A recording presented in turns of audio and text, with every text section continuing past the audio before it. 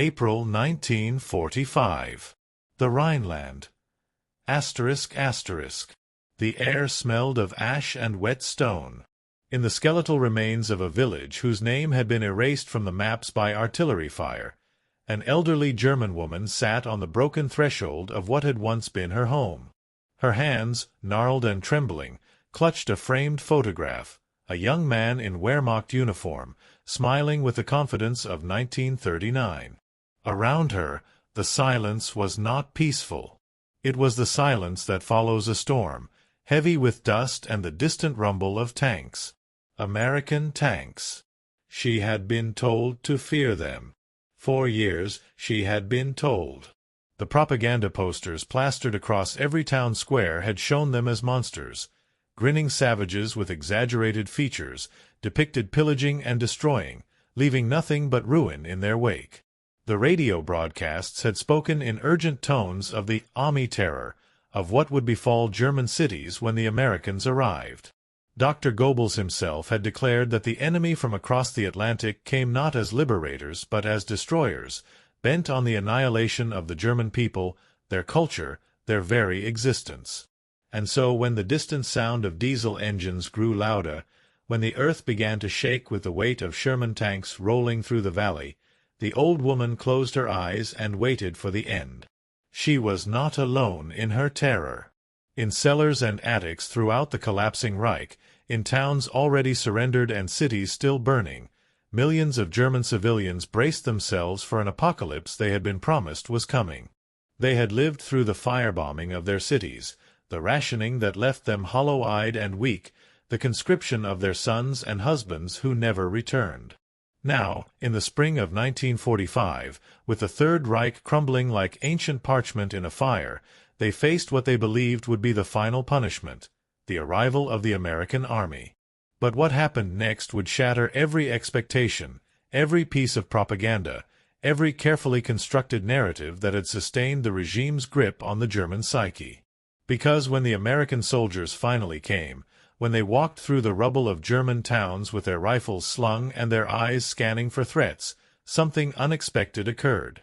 Something that would be documented in thousands of letters home, in official military reports, in the bewildered entries of German civilian diaries. The Americans carried their elderly. To understand the depth of this shock, one must first understand the machinery of fear that had been constructed in the German mind. Since 1933, the Nazi regime had built an entire cosmology of enemies. The Jews were the internal threat, the Bolsheviks the existential danger from the East, and the Western powers, particularly the Americans, were portrayed as racially degenerate, culturally bankrupt, motivated only by Jewish finance and a desire to subjugate the German people. This was not mere wartime propaganda. It was a comprehensive worldview that had been taught in schools, preached from pulpits, broadcast on every radio, printed in every newspaper. The German people had been prepared for total war and total sacrifice. They had been told that the enemy would show no mercy because the stakes were nothing less than racial survival. The concept of Vernichtungskrieg, war of annihilation, was not invented by the Americans or the Soviets. It was a German doctrine, projected outward onto their enemies. If the Germans could not win, Goebbels had declared in the final months, then the German people deserved to perish. Better extinction than defeat. This was the psychological landscape of Germany in April 1945. A landscape of rubble and despair, where emaciated children played among bomb craters, where mothers clutched their daughters and prepared for the worst, where old men who had survived the previous war now faced another invasion. The Americans were coming, and the Germans had been taught to expect no quarter. But the Americans who rolled into the Rhineland that spring were not the monsters of propaganda. They were farm boys from Iowa and factory workers from Detroit, college students from California and coal miners from West Virginia. They were tired, yes, tired from months of combat through France and Belgium and the frozen hell of the Ardennes. They had seen friends die in hedgerows and forests. They had liberated the death camps and seen horrors that would haunt them for the rest of their lives. they had every reason to hate. Yet when they encountered German civilians, something different happened. Something that revealed a fundamental difference in ideology, in culture, in the basic conception of what it meant to be human. The first encounters were tense. In the town of Remagen, where American forces had seized the Ludendorff Bridge intact in early March, German civilians emerged from their cellars with white flags made from bedsheets, pillowcases, torn curtains, anything white they could find. They came out with their hands raised, expecting the worst. Some of the women had rubbed soot on their faces to make themselves less attractive. Mothers clutched their children. The elderly prepared to die. An American lieutenant named Robert Henderson, in a letter to his wife dated March 10, 1945, described what he witnessed. They came out of the basements looking like ghosts, skinny and pale, shaking with fear. The old people could barely walk. One woman, must have been 80, fell on the street. She just lay there like she was waiting for us to shoot her. I couldn't believe it. What did they think we were? What happened next was documented by a young private named Eugene Ford, whose diary entry for that day reads, "Sergeant Mitchell walked over to the old woman and picked her up. Just picked her right up and carried her to the sidewalk. Set her down gentle. She started crying. Not scared crying. Something else. The other Germans just stared at us like we'd grown second heads." This scene would repeat itself thousands of times across Western Germany in the spring of 1945. American soldiers, encountering elderly German civilians too weak or frightened to move, would simply pick them up and carry them to safety. They would carry them out of burning buildings. They would carry them across rubble-strewn streets. They would carry them to aid stations where army medics would treat them with the same care given to American wounded. It was not an official policy. There was no order from Eisenhower's headquarters instructing American troops to carry German elderly. It was something else, something that emerged from the cultural and moral foundation of the men who wore the American uniform. It was an expression of values so deeply ingrained that they operated automatically, even in the midst of war, even in the presence of a civilian population that had supported, or at least tolerated, the regime that had caused so much suffering. To the German civilians, this behavior was incomprehensible. It violated everything they had been taught about the nature of power, the relationship between victor and vanquished, the harsh calculus of racial warfare. In the Nazi worldview, mercy was weakness. Compassion for the inferior or the defeated was a betrayal of the strong. The regime had built an entire system on the principle that might makes right, that the weak deserve their suffering, that human value is determined by racial hierarchy and utility to the state. German soldiers had been indoctrinated with the concept of hardness. They were taught that the Russian civilian population was subhuman, that the Jewish people were vermin to be exterminated, that enemy wounded could be left to die because compassion was a luxury the master race could not afford.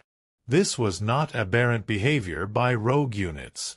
It was systematic, ideological, woven into the very fabric of military training and political education. The German people had lived under this system for 12 years. A generation of children had been raised in Hitler Youth and League of German Girls, taught that loyalty to the Führer superseded all other bonds, that individual conscience must be subordinated to the national will, that humanity itself was a hierarchy with the Aryan race at the pinnacle. Even those who privately doubted, who quietly resisted, who tried to maintain their Christian values or their humanist principles, had been shaped by this atmosphere, had breathed this air, had learned to look away from what they could not change. And now came the Americans, who operated by a different code entirely. A German woman named Margaret Fisher, whose diary survived the war and was later translated and published in 1953, wrote of her encounter with American soldiers in the village of Euskirchen. They came with chocolate for the children.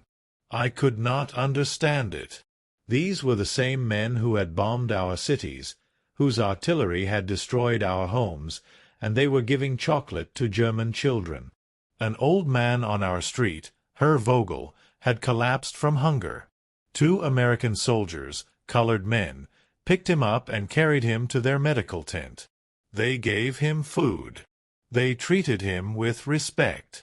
I wept because I realized we had been lied to about everything. The chocolate was significant. To understand its symbolic weight, one must appreciate the material conditions of Germany in 1945. The German people were starving. The elaborate rationing system that had sustained the civilian population earlier in the war had collapsed entirely. In Berlin, the daily ration had fallen to less than 1,000 calories. Children were showing signs of rickets and malnutrition. People were eating tulip bulbs and wallpaper paste. The black market thrived, but only for those with something to trade, and most Germans had nothing left. The Americans arrived with abundance. This was not because individual American soldiers were wealthy. Most came from modest backgrounds. The United States Army was a citizen force drawn from every social class and economic stratum. But they came from a country whose industrial capacity was so vast, whose agricultural output was so immense, that even at war, even with millions of men under arms, it could afford to feed them well. The C rations and K rations that American soldiers sometimes complained about represented more calories and better nutrition than most German civilians had seen in years. And the Americans shared. Not strategically, not as part of some calculated psychological operation, but spontaneously, individually, because it seemed to them the natural thing to do. Lieutenant Henderson wrote again, "We've got so much food we can't carry it all. The German kids follow us around with hollow eyes. What are we supposed to do? Eat in front of them." Jimmy gave his chocolate bar to a little girl today. She held it like it was made of gold. Her mother started crying.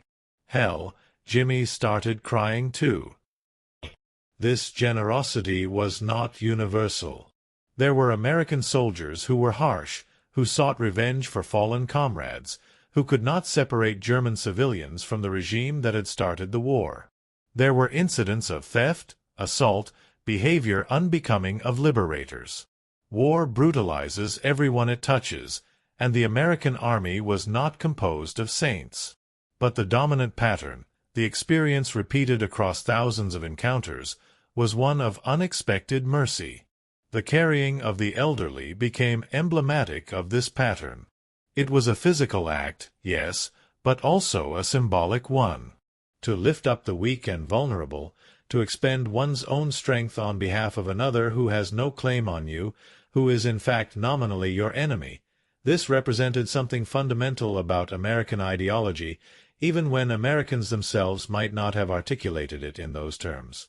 The roots of this behavior lay in the democratic experiment that had defined American culture for over a century and a half. The United States was not perfect, far from it. It was a nation still struggling with the contradiction between its founding ideals and the reality of racial segregation, still wrestling with economic inequality, still learning what it meant to be a multi-ethnic democracy. But at its core was a set of principles that had genuinely shaped American civic culture. The belief in individual dignity, the conviction that rights are inherent rather than granted by the state, the assumption that every person possesses equal moral worth. These were not just abstract ideas taught in civics class. They had been reinforced through generations by institutions, churches that preached the gospel message of the Good Samaritan, schools that emphasized civic responsibility, civic organizations like the Rotary Club and the Boy Scouts that stressed service and compassion. American popular culture, for all its flaws, had consistently celebrated stories of the underdog, the defender of the weak, the individual who stood up for what was right even at personal cost. The American soldiers who carried German elderly across rubble-strewn streets were acting out of this cultural inheritance. Many of them would have articulated it in religious terms.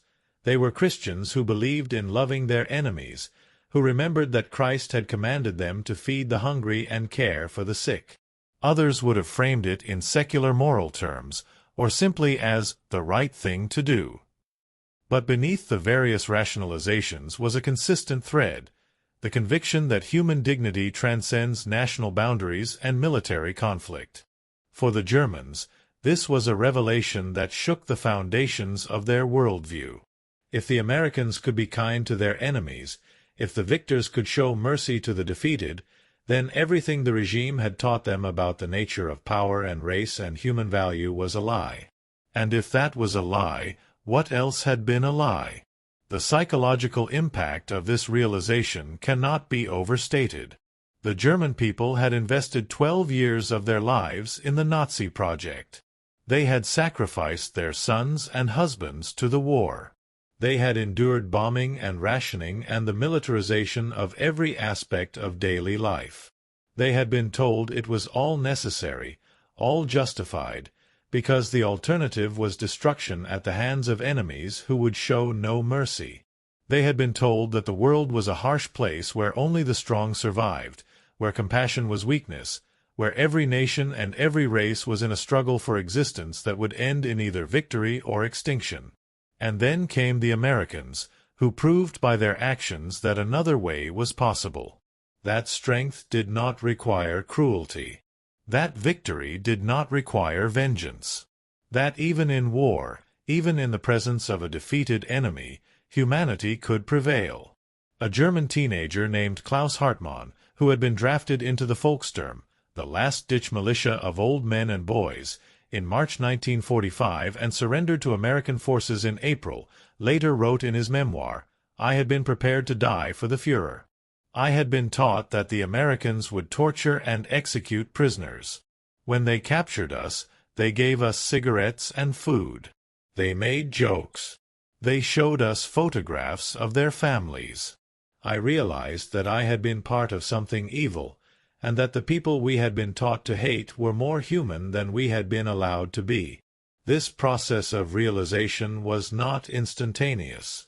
Many Germans clung to their old beliefs, unable or unwilling to confront what acceptance would mean.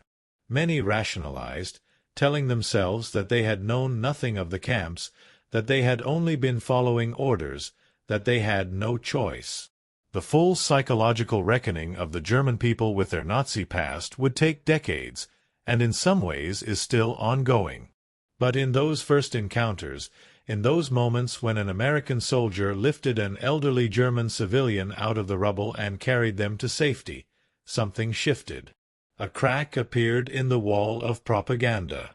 Light entered, and through that crack, the German people began to see themselves and their recent past in a new and terrible clarity. The symbolic power of these acts extended beyond the immediate participants. Word spread.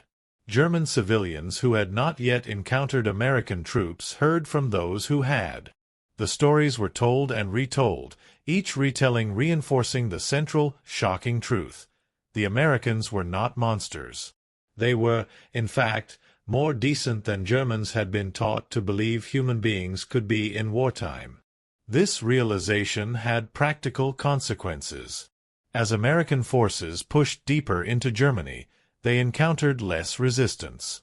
Civilians stopped fleeing, stopped hiding, stopped fighting.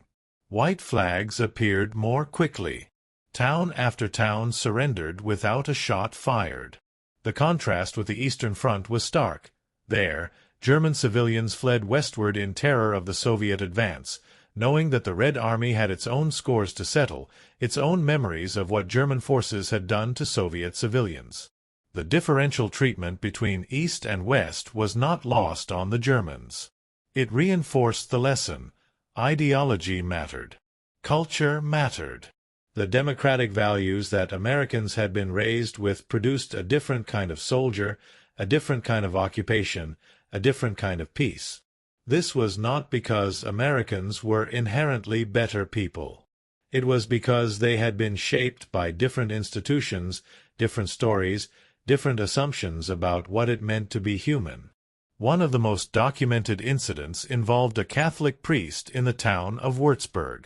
Father Johann Weber had been skeptical of the Nazi regime from the beginning, had preached careful sermons that emphasized Christian charity without directly challenging political authority, had quietly helped several Jewish families escape in the early years of the war.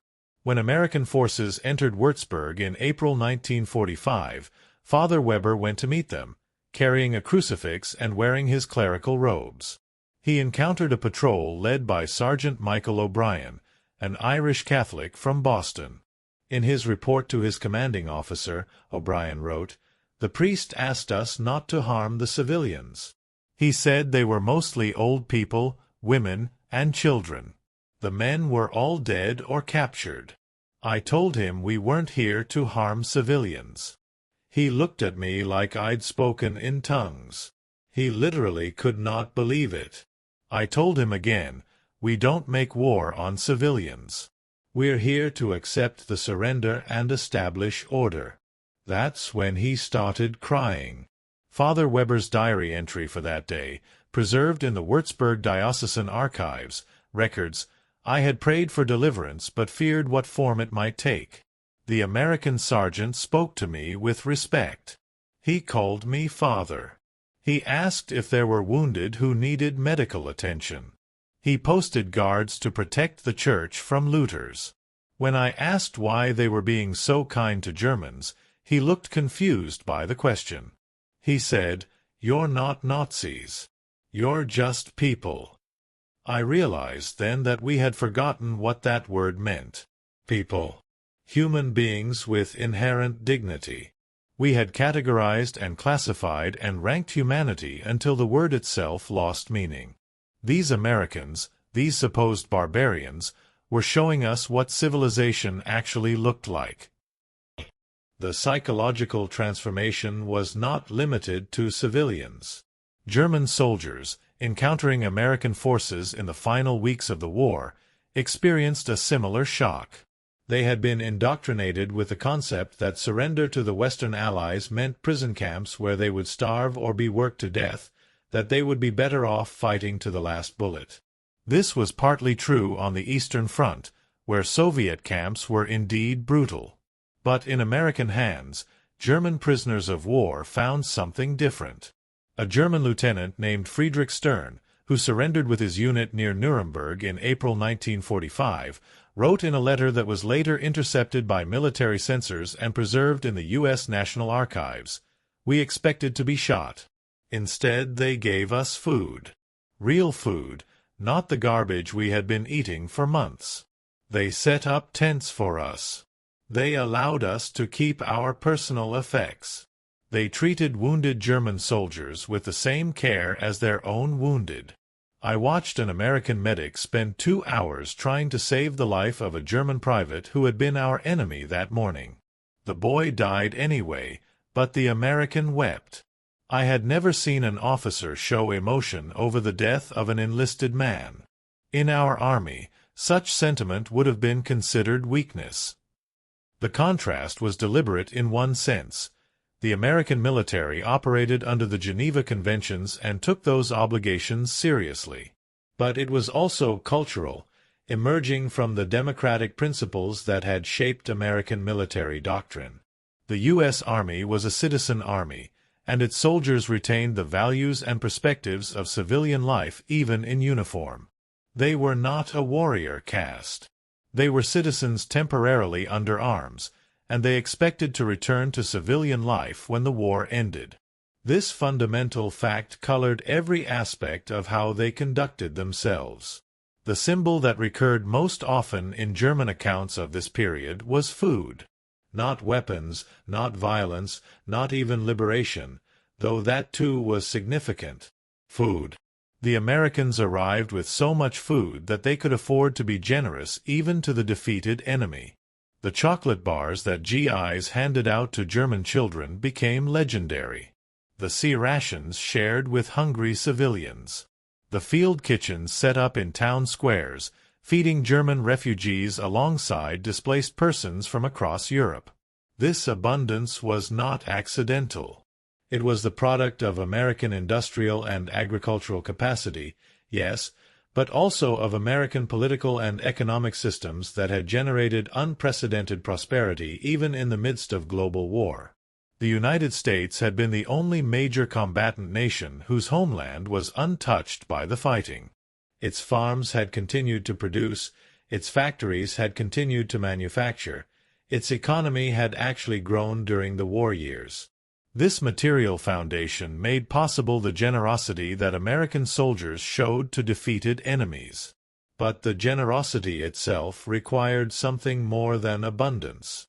It required a moral framework that made sharing with enemies imaginable, even natural.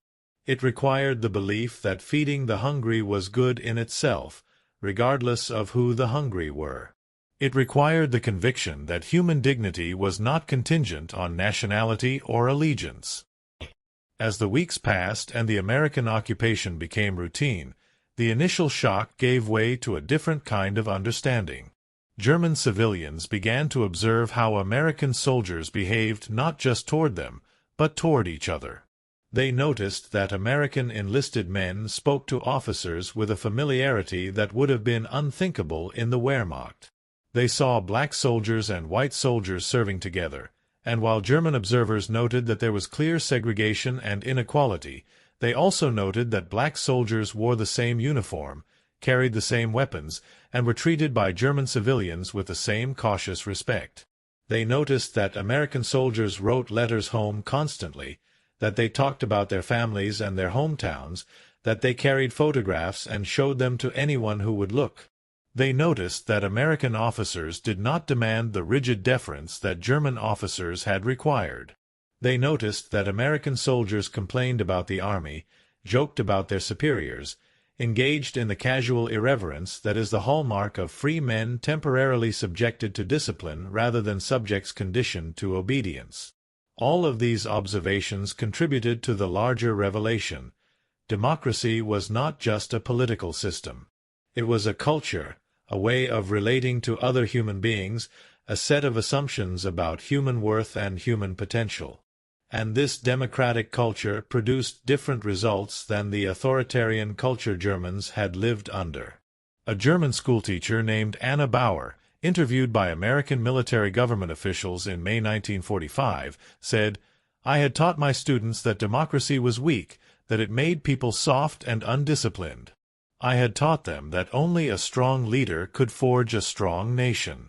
But when I saw how the Americans organized themselves, how they made decisions, how they treated each other and even treated us, I realized I had been teaching lies.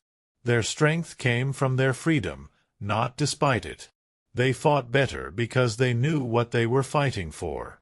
We fought because we were afraid of what would happen if we didn't." This insight was corroborated by German military analysts after the war. The Wehrmacht had been tactically skilled, well-trained, experienced in combined arms warfare. But it had been brittle, unable to adapt when things went wrong, dependent on rigid hierarchies and unquestioning obedience. The American military, for all its initial inexperience, had proven flexible, innovative, capable of empowering junior officers and even enlisted men to make decisions. This flexibility was a product of democratic culture, where individuals were expected to think for themselves and take initiative. The carrying of the elderly became, in retrospect, emblematic of this larger difference. It was a small act, repeated thousands of times, that revealed a fundamental truth. Societies that value individual dignity, that cultivate compassion, that build institutions around the protection of the weak rather than the glorification of the strong, produce citizens who behave differently even in the extremity of war. By the time Germany formally surrendered on May 8, 1945, the psychological transformation of the German people had already begun. It would be incomplete, contested, painful. Many Germans would never fully accept their responsibility for what had happened. Many would retreat into denial, into the claim that they had known nothing, that they too were victims. The process of Vergangenheitsbewältigung, coming to terms with the past, would take generations. But for those who had experienced it directly, who had seen American soldiers carry their elderly across ruined streets, who had been fed when they expected to be shot, who had encountered mercy when they had been promised only vengeance, the transformation was real and profound. They had been confronted with living proof that their ideology was false, that human beings were not locked in a Darwinian struggle for racial supremacy, that civilization was possible, that democracy was not weakness but strength of a different kind. In June 1945, a German woman named Elizabeth Hoffman wrote a letter to the American officer who had been the military governor of her town. The letter, preserved in the military government files, reads in part, "You will never know what it meant to us when your soldiers came. We had been told you would destroy us. Instead you rebuilt. We had been told you would show no mercy. Instead you showed us what mercy looks like. I had a son who died in Russia. I had believed it was necessary, that we were fighting for our survival. Now I know he died for lies. I cannot undo what was done. But I can raise my grandson differently. I can teach him what I learned from watching your soldiers, that true strength lies in compassion, that true civilization protects the weak, that the measure of a society is not its power but its mercy." This letter was one of thousands. Not all Germans learned the lesson. Not all Americans lived up to the example. War is messy, and human behavior is complex and contradictory. But the pattern was real and significant. The behavior of American forces in Germany in 1945 represented a victory not just of arms but of values, not just of military might but of moral framework. The elderly German woman who had sat on her broken threshold in April, clutching the photograph of her lost son, lived through the American occupation and died in 1953. In the years between, she saw her town rebuilt, saw the American Marshall Plan bring resources and aid to reconstruct what the war had destroyed, saw former enemies become allies in the face of a new threat from the East. She never forgot the moment when an American soldier, young enough to be her grandson, had gently lifted her to her feet and carried her to an aid station, speaking to her in broken German, telling her it would be all right, that she was safe now. She kept a chocolate bar wrapper from that day, pressed between the pages of her Bible. When her daughter found it after her death and asked about it, she told the story one final time. The young American soldier with the kind eyes. The food when she expected death. The moment when everything she had been taught collapsed, and she saw clearly for the first time in 12 years. The story of German civilians terrorized until Americans carried their elderly is not a story about American perfection. It is a story about the power of democratic values to shape human behavior even in the worst circumstances. It is a story about the difference between societies that place the collective above the individual and societies that recognize inherent human dignity. It is a story about how culture matters, how the stories we tell ourselves about what it means to be human have real consequences in the world. The Americans who carried German elderly in April 1945 were not thinking about ideology or political systems. They were tired soldiers doing what seemed natural to them, what their upbringing and their values told them was right.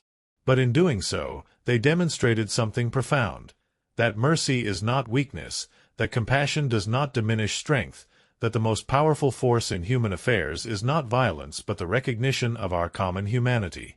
The Germans who experienced that mercy, who were confronted with the bankruptcy of their ideology in the most visceral way possible, carried that lesson forward into the building of a new Germany. Not all learned it. Not all accepted it. But enough did that West Germany became a functioning democracy, that a people who had embraced totalitarianism learned to embrace freedom, that a nation that had worshipped strength learned to value compassion. The chocolate bar wrappers saved in Bibles. The diary entries recording shock and gratitude. The letters home from soldiers describing German children with hollow eyes. The military reports documenting acts of mercy that were never ordered but happened anyway. These are the documents of a transformation, the record of a moment when one worldview collided with another and shattered. In the end, the Americans carried more than elderly German civilians across the rubble of ruined towns. They carried an idea, a vision of what human society could be, a proof that the democratic experiment was not just politically viable but morally superior. They carried the weight of their own values, even when those values were difficult, even when mercy toward enemies seemed undeserved, even when compassion cost them something. And in carrying that weight, they carried the future. The Germany that emerged from the ruins of 1945 was shaped by those encounters, by the realization that there was another way to organize human society, another way to treat other human beings, another way to be strong. The Americans who lifted elderly Germans from the rubble planted seeds that would flower into reconciliation, into alliance, into a Europe at peace for the first time in centuries. The old woman on the threshold, clutching her photograph and expecting death, received instead a glimpse of what the world could be. A world where strength served mercy, where abundance was shared, where even enemies were recognized as human beings deserving of dignity. She carried that glimpse with her to the end of her days, and through her, to her daughter, to her grandchildren, to a new generation that would build something different from the ashes of the old. This is what the Americans carried. Not just elderly bodies across broken streets, but the weight of an idea, that all men are created equal, that they are endowed with certain unalienable rights, that among these are life, liberty, and the pursuit of happiness. These were not just words written in 1776. They were principles lived out in 1945, on the streets of German towns, by tired soldiers who were homesick and scared but who knew, somewhere deep in their bones, what it meant to be an American. And in that knowledge, in those acts of unexpected mercy, in the simple human gesture of lifting up the fallen regardless of what uniform they had worn or what cause they had served, lay the seed of peace. Not a perfect peace. Not an easy peace. But a peace built on the recognition that we are all, in the end, just people. Fragile. Fallible. Worthy of compassion. Capable of change. The story of German civilians terrified until Americans carried their elderly is the story of that recognition, played out in 1,000 small acts across a ruined landscape. It is the story of how values matter, how culture shapes us, how the democratic ideal, imperfect as it is in practice, contains within it the possibility of genuine human flourishing. It is the story of chocolate bars and collapsed old women and young soldiers who carried them to safety because it was the right thing to do. And it is the story, finally, of hope. Hope that even in the darkest times, even in the midst of total war, even in the face of an enemy who had embraced evil, the better angels of our nature can prevail. That mercy is stronger than hate. That compassion is more powerful than cruelty. That the simple act of lifting up the fallen can change the world. This is what happened in April 1945 on the streets of German towns whose names have faded from memory. This is what the Americans carried. And this is what the Germans, in their terror and their hunger and their despair, received, proof that another world was possible, that they had been lied to, that humanity could be redeemed. The old woman kept her chocolate bar wrapper until she died. A small piece of foil, worthless in material terms, priceless in what it represented. A reminder of the day everything changed. The day she learned that mercy was real. The day an enemy became a savior. The day she was carried.